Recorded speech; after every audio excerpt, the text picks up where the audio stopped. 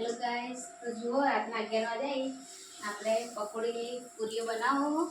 જો આટલી બનાવીને મેલીએ. આ સાઈડ આવો. આટલી બનાવવાની બાકી છે.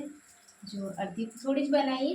હું ટ્રાય કરતી હતી કે બન્યા કે નહીં મારથી, પણ ખૂબ મસ્ત બની. આ બાજુ આવો અત્યારે. જો આટલી બનાવી અને તળવું એ બતાવજો.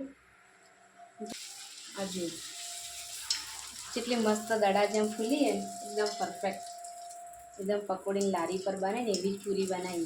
जो जो एकदम दड़ाजी आटली पूरी बनाई तैयार करिए। हजी थोड़ी तळवानी बाकी है।